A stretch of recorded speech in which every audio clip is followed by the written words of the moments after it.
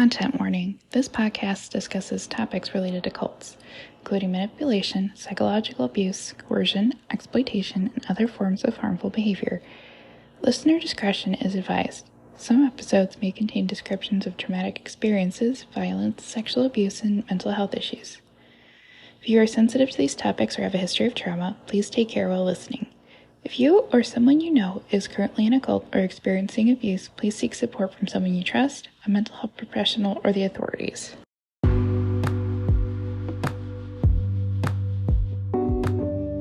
Welcome to How Did We Get Here, the podcast where we dive in and dissect the world of infamous and current cults and unearth the hidden psyche of their leader. I'm Emily, your guide in this journey and a psych nurse by profession.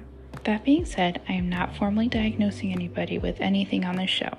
I'm only coming from my experience and research when I talk about mental disorders or other psychological phenomena. Every week, we will examine the often overlooked allure of the macabre that has lured countless individuals into their fold. Together, we will delve into infamous cults like the Manson family, the People's Temple, and lesser-known ones that just might be springing up in your neighborhood. A failed race car driver, pop singer, and magazine writer find themselves on a spaceship. How did we get here?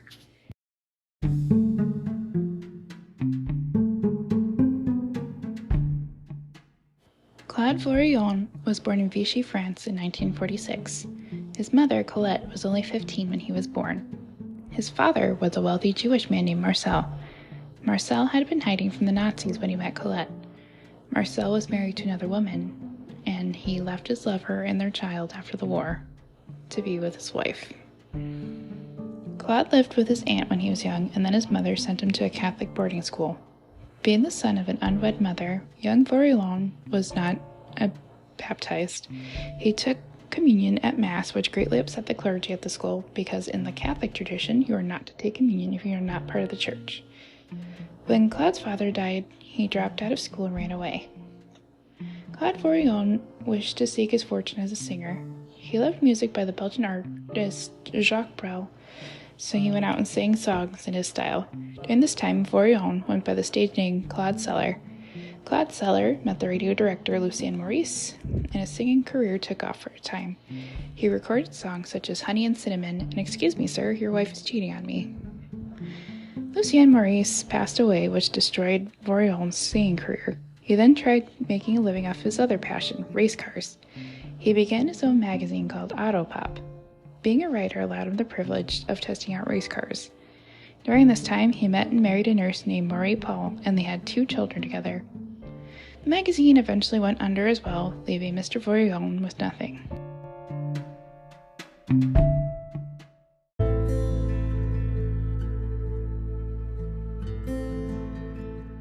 One morning, a man down on his luck went for a walk. He was walking in a cluster of inactive volcanoes when suddenly a UFO appeared.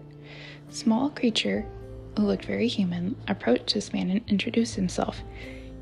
This creature called himself Yahweh, and Yahweh explained that his people were called the Elohim, or people who came from the sky. Yahweh told Vorilhon that the Elohim designed human life, and these people periodically sent messages to guide them on their journey. The beings who created the Elohim had done the same thing for them. Yahweh had come to Earth as the Elohim were concerned about the state of life on Earth. When the United States dropped atomic bombs on Hiroshima and Nagasaki in 1945, the world entered an apocalyptic age. Yahweh chose to speak to Vorilhon because he was born after this terrible event. The Elohim wanted to come to Earth to help humanity and wanted a sort of embassy built on the planet. Vorilhon wrote of this encounter in his famous book, The Book Which Tells the Truth. In my research for this episode, I wanted to read the book for myself. I found it on Amazon for the low price of $250. Listeners, that's a week's grocery cost for me, my 2 kids, and my husband. The truth could and should be free. Vorilhon had another encounter with the Elohim, and they took him to their planet. In this encounter, Yahweh revealed himself to be Claude Vorilhon's father, making him the half-brother of Jesus Christ. Yahweh introduced himself to all the ascended masters of other religions and explained that they were biological robots. This phrase was the Elohim's word for cloning. Vorion also made a book of this encounter called Aliens from Outer Space Took Me to Their Planet. I always liked how the French named their books or chapters. I listened to The Phantom of the Opera as an audiobook on my commute to work back when I was driving an hour to and from work. The names of the chapters in each book succinctly describe what would happen in the chapter.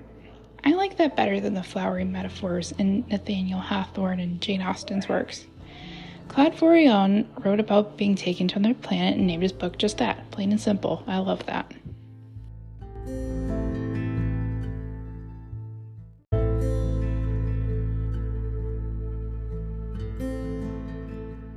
Vorion took on the name Rael. The Elohim called him this, and it was time for the world to recognize him. Rael appeared on television several times and announced a gathering for people interested in his movement. This gathering brought in about 2,000 people. From this gathering, Rael began a group called Matic, dedicated to spreading the message of the Elohim. Members wanted to go beyond what Rael was preaching, and it started a series of infighting.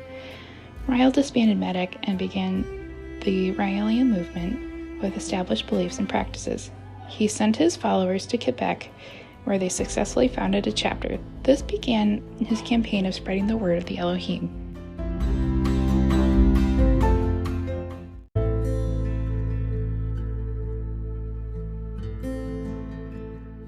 I went to the official website of the cult and found a page outlining their beliefs. The Elohim, or the ones that came from the sky, created life on Earth in their image. These beings experimented with plants and animals, and as they developed better technologies, they created humans. They watched over and visited humans from time to time. Humans could not comprehend the Elohim, so they called the Elohim gods.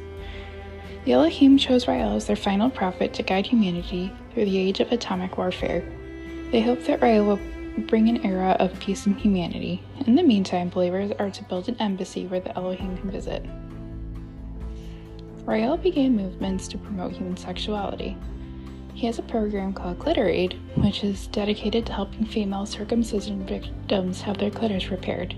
He also pushes for schools to encourage their pupils to masturbate, and he wants schools to have condoms more readily available. This is because he does not believe in having children. Rael pushes for birth control and abortion and supports China's one-child policy. Rael does not believe in marriage, let alone monogamy or long-term relationships. He divorced his first wife in 1985. He married again, but divorced his second wife shortly after. He only got married because she was a minor and they were traveling internationally together. They remained a couple after the divorce. Rael supports the LGBTQ+ community. He supports all minorities and pushes for their human rights. His way of protesting is to have a throng of topless women march, which would attract attention to their movement. Rael was said to have praised a transgender woman for her transition. He told her that choosing to be a woman was good.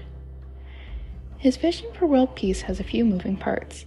He wants religious books to remove parts where human rights are violated.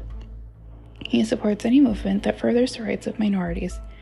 He also wishes to gather all the national and tribal leaders of Africa so that they may create the United States of Africa. He also proposed a new system of government called geniocracy. It prioritizes intelligence and compassion. Those who want to run for office must have an IQ of 50% above the mean, and voters must have an IQ of 10% above the mean. Candidates must pass tests and demonstrate creative intelligence and the ability to solve problems.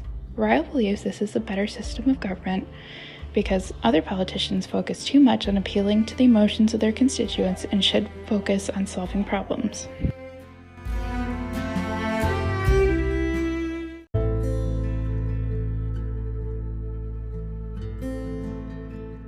The symbol of Raelism is the Star of David, with a swastika in the middle. Before the Nazis took that symbol, it used to be one of peace. Currently, the Raelism sigil has a swirl in it instead of the swastika due to some controversy.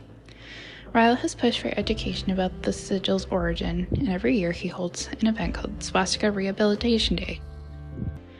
Raelism's main ritual is the transmission of the cellular plan. In the earlier days of the cult, Rael will perform the ceremony. The leader, bishop, or priest will lay their hands on the initiate's head and send their DNA code to the closest Raelian ship to be stored for cloning when the initiate died. Only the most worthy would have their material used for cloning. The transmission of the cellular plan can only be done on 4 specific days of the year. The first Sunday of April, August 6th, October 7th, and December 13th are feast days in the sect. The first Sunday in April is meaningful because the cult believes that this day is when the Elohim created humans. August 6th is the day that the United States dropped the atomic bomb on Hiroshima, which ushered humans into the age of the apocalypse. The last 2 dates are when Rael had his encounters with the Elohim. Another common practice within the cult is sensual meditation. The purpose of sensual meditation is to become aware of one's entire body. Once that is achieved, practitioners connect themselves to the universe and the Elohim. Eventually, this can lead the practitioner to an orgasm, which is apparently the best experience on this earth. The Raelian Church has week-long seminars in the summer that consist of lectures by Rael, sensual meditations, feasting and fasting, and other opportunities to meet partners and make friends and socialize.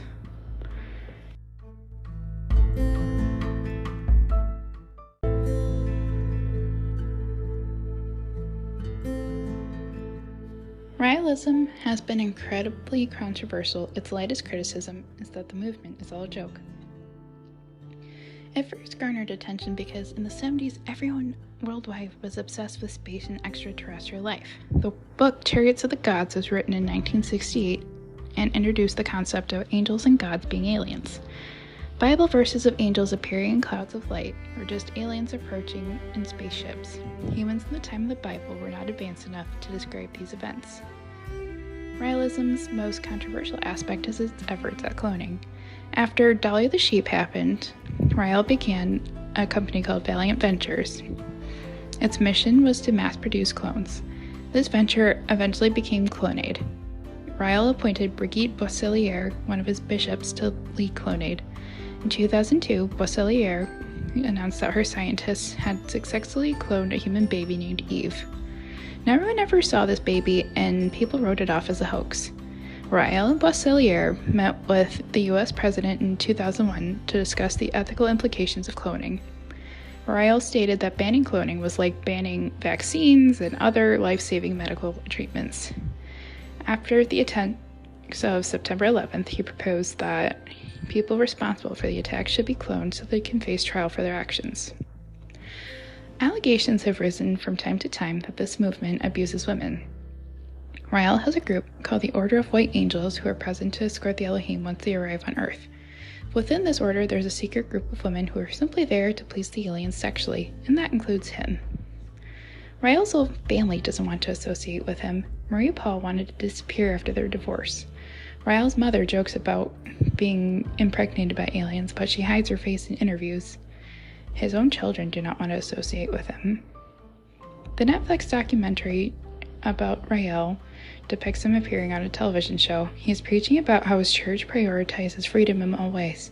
The host of the show then stops him and asks him if his church promotes parents sexually fondling their children. Without missing a beat, Rael states that people in his movement believe that parents should do this, and those people are free to believe in whatever they want.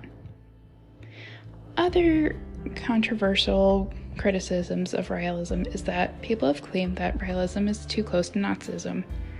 People compared Rael's desire for genetic engineering and intelligence grading to Hitler's Aryan race. The swastika doesn't help either. As with all cults, Raelism is accused of brainwashing followers. One man claimed that Rael plagiarized another science fiction writer and is using it to swindle his followers out of money. In the Netflix series, followers vehemently proclaim that Rael does not directly receive money from the followers. However, people do make donations for his well-being. In the very next segment of the episode, an ex-follower said that nothing was too good for Rael and that people were emptying their bank accounts so that Rael could drive race cars. Rael still lives, and his movement has followers all over the world. Every year, his followers protest for women's right to be topless in public. His event is called National Go Topless Day. It fits in with all the other holidays we've proclaimed on social media, such as Drink Wine Day, or Talk Like a Pirate Day, or Chocolate Cupcake Day.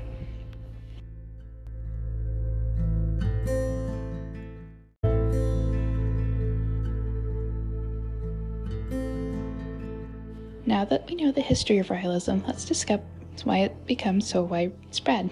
Claude Vorilhon was born in a time where a child born out of wedlock was not readily accepted by society, especially in a nation where the Catholic faith is so prevalent. Vorilhon tried different avenues to make a name for himself, which failed every time. He devised a fantastic story as a last-ditch effort to become somebody, and it took off. He had money coming in and women at his disposal. On the surface, it appears that Claude Vorilhon is a feminist, but in reality, he uses women for sex and for image. Somebody could perceive this as narcissistic. I've broken down narcissism and narcissistic personality disorder in previous episodes. This cult is interesting to me because I would argue that it's not religiously based. Yeah, the names come from the Bible, but the beliefs of Raelism focus more on aliens and cloning. The only other cult I can think of that isn't religious is maybe Shirinkyo. Raelism is different from other famous UFO cults, such as Heaven's Gate. Heaven's Gate used UFOs and extraterrestrials as a metaphor for Christian beliefs. This group used Star Trek to compare God to a Starfleet admiral and Christ to a Starfleet captain.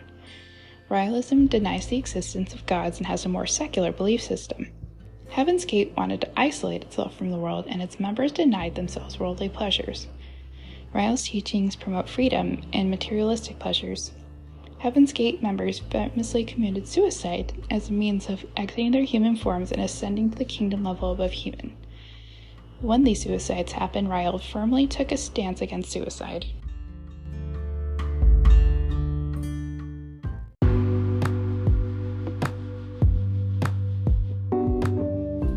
Raelism is a fantastical story that became a movement that oscillates from science to social justice, depending on where you look.